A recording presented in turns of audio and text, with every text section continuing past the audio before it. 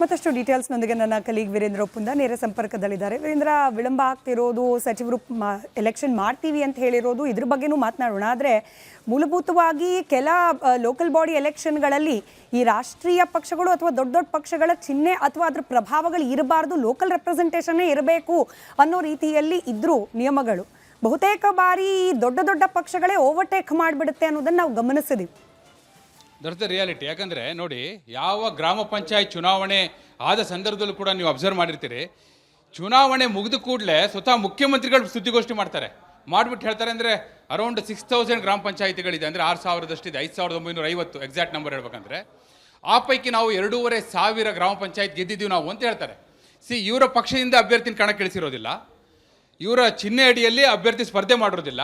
ಅದು hack claim ಮಾಡ್ತಾರೆ ಅಂದರೆ ಅದರ ನೆರಳಿದೆ ಅಂತ. ರಾಜಕೀಯ ಪಕ್ಷಗಳ ನೆರಳು ಇದ್ದೇ ಇದೆ ಅಲ್ಲಿ. ಚಿಹ್ನೆ ಇರೋದಿಲ್ಲ, ರಾಜಕೀಯ ಪಕ್ಷಗಳಿಂದ ಅಧಿಕೃತವಾಗಿ ಒಂದು ರಾಷ್ಟ್ರೀಯ ಪಕ್ಷದಿಂದಲೋ ಪ್ರಾದೇಶಿಕ ಪಕ್ಷದಿಂದಲೋ ಕಣಕ್ಕೆ ಇಳಿಯೋದಿಲ್ಲ ಅನ್ನೋದು ಬಿಟ್ಟರೆ ಸ್ಮಿತಾ, ಅಲ್ಲಿ ಕ್ಯಾಂಡಿಡೇಟ್ನ ಫೈನಲ್ ಮಾಡೋದು ಅಲ್ಲಿ ಲೋಕಲ್ MLAನೇ ಫೈನಲ್ ಮಾಡೋದು, ಆಮೇಲೆ ಫಂಡ್ ಮಾಡೋದು ಕೂಡ ಅದೇ ಲೋಕಲ್ MLA.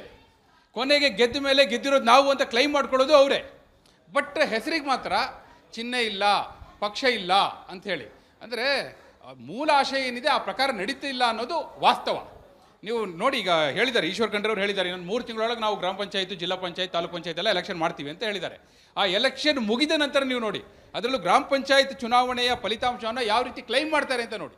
ನಾವೇ ಗೆದ್ದಿದ್ದೀವಿ ಅಂತ ಸಿದ್ದರಾಮಯ್ಯನವರು ನೋಡಿ, ಕಳೆದ ಲಾಸ್ಟ್ ಎಲೆಕ್ಷನ್ ಆಗಿದ್ದು 2015ರಲ್ಲಿ ಸಿದ್ದರಾಮಯ್ಯನವರು ಮುಖ್ಯಮಂತ್ರಿ ಆದಾಗ ಅವರು ಸುದ್ದಿಗೋಷ್ಠಿ ಆದ ಮರುದಿನ ವಿಧಾನಸೌಧ ಸಮ್ಮೇಳನ ಸಭಾಂಗಣದಲ್ಲಿ ಸುದ್ದಿಗೋಷ್ಠಿ ಮಾಡಿ ಕ್ಲೈಮ್ ಮಾಡಿದರು, ನಮ್ಮ ಸರ್ಕಾರಕ್ಕೆ ಜನಾದೇಶ ಸಿಕ್ಕಿದೆ, ಮತ್ತೆ ಜನ ಮತ ಕೊಟ್ಟಿದ್ದಾರೆ, ಗ್ರಾಮ ಪಂಚಾಯಿತಿಯಲ್ಲಿ ಅತಿ ಹೆಚ್ಚು ಗ್ರಾಮ ಪಂಚಾಯತ್ ನಾವು ಗೆದ್ದಿದ್ದೀವಿ ಅಂತೇಳಿ.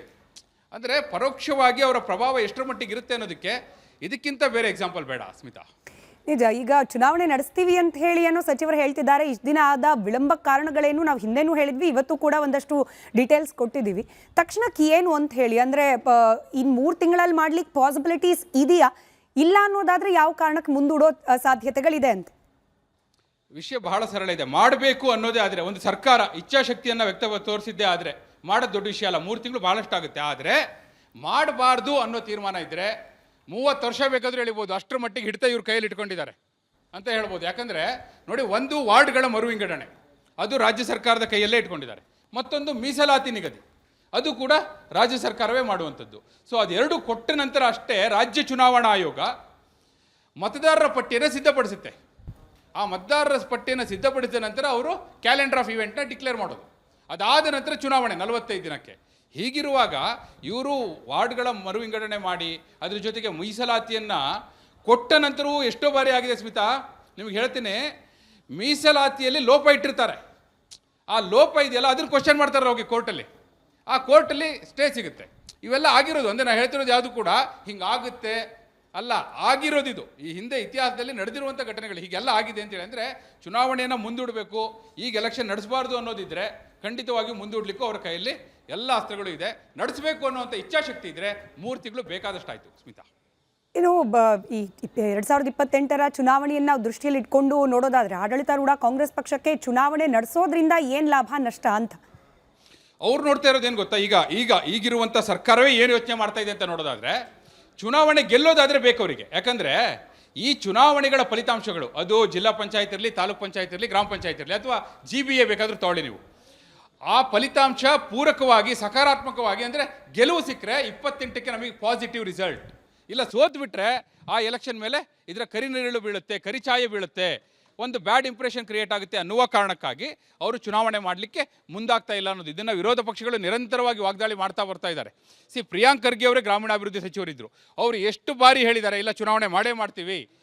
ಈವನ್ ಕ್ಯಾಬಿನೆಟಲ್ಲೂ ಡಿಸಿಷನ್ ತೊಗೊಂಡ್ರು ಸ್ಮಿತಾ. ಕ್ಯಾಬಿನೆಟಲ್ಲಿ ಡಿಸಿಷನ್ ತೆಗೆದುಕೊಂಡ ನಂತರವೂ ಕೂಡ ಡಿಲೇ ಆಯಿತು. ಅಂದರೆ ಯಾವ ಕಾರಣಕ್ಕಾಗಿ ನೀವು ಕೇಳಿದ್ರಲ್ಲ, ಆ ಚುನಾವಣೆಯ ಗೆಲ್ತೀವಿ ಅನ್ನೋದು ಕಾನ್ಫಿಡೆನ್ಸ್ ಇದ್ದರೆ ಮಾಡಿಬಿಡ್ತಾರೆ ಸಹಜವಾಗಿ.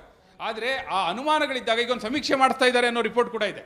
ಒಂದು ಸಮೀಕ್ಷೆಯನ್ನು ಮಾಡಿಸಿ ಅದರ ರಿಪೋರ್ಟ್ ತೊಗೊಂಡು ಇಲ್ಲ ನಾವು ಗೆಲ್ತೀವಿ ಅನ್ನೋಂಥ ಕಾನ್ಫಿಡೆನ್ಸ್ ಬಂದರೆ ಎಲೆಕ್ಷನ್ಗೆ ಬಹಳ ಬೇಗ ಹೋಗ್ತಾರೆ. ಇದಂದರೆ ಜನರಲಿ ಆ ಪಕ್ಷ ಈ ಪಕ್ಷ ಅಂತ ಅಲ್ಲ, ಎಲ್ಲ ಪಕ್ಷಗಳು ಇದನ್ನು ಮಾಡ್ತಾ ಬಂದಿದೆ. ಈಗ ಈ ಹಿಂದೆ BJP ಸರ್ಕಾರ ಇತ್ತು, ಅವರು ಕೂಡ ಚುನಾವಣೆ ಮಾಡಿರಲಿಲ್ಲ. ಯಾವ ಕಾರಣಕ್ಕಾಗಿ ಪ್ರಶ್ನೆ ಬರುತ್ತಲ್ವಾ.